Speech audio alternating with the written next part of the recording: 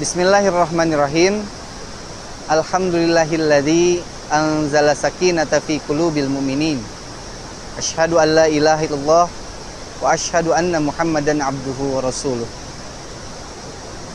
Ada sebuah hadis yang diriwayatkan oleh Amirul Mukminin Abu Hafsah Umar bin Khattab radhiyallahu anhu yang berbunyi, Sami'tu Rasulullah sallallahu alaihi wasallam qol, aku mendengar Rasulullah sallallahu alaihi wasallam bersabda.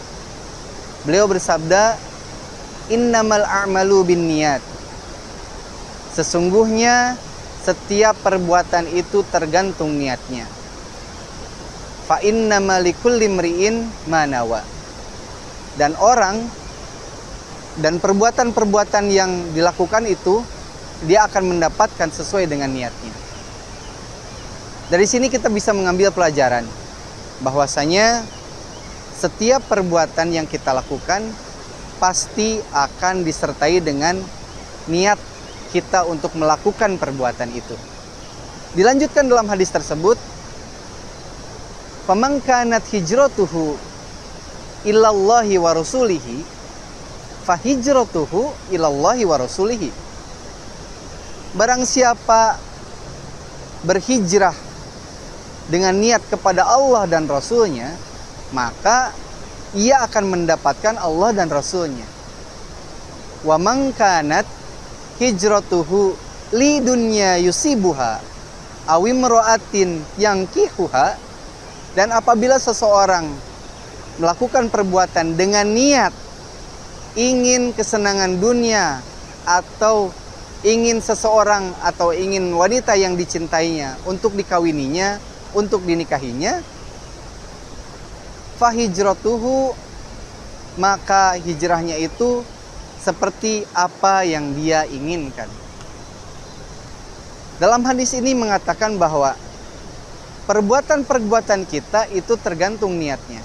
Maka kita yang selama ini berniat untuk berhijrah kepada Allah, maka luruskan hijrah itu dengan istiqomah. Karena ketika sedikit saja kita berbelok dalam hijrah itu, maka hijrah itu akan berbelok juga sesuai dengan niatnya yang berbelok juga. Perbuatan-perbuatan yang kita lakukan akan berbelok juga sesuai dengan niatnya. Maka hati-hati dengan itu. Kita harus beristiqomah dengan itu.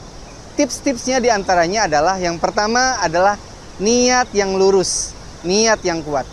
Itu adalah syarat dari sebuah hijrah menjadi istiqomah. Yang kedua adalah mencari teman-teman atau lingkungan yang baik, yang soleh. Agar apa?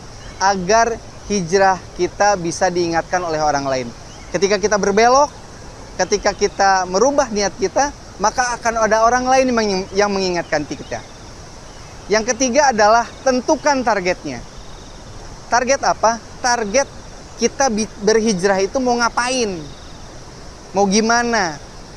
Mau sholat tahajud setiap malam?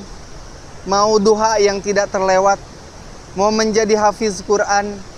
Atau mau berbakti kepada orang tua? Atau apapun?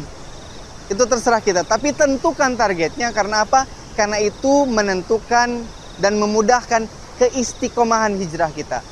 Dan saran saya adalah mulai dari hal-hal yang mudah. Karena apa? Kalau kita ambil langsung hal-hal yang sulit, misalnya kita mau menentukan hijrah kita menjadi seorang hafiz Quran, langsung 30 juz gitu. Nah, itu agak berat. Kalau yang tadinya baca Qur'annya aja susah.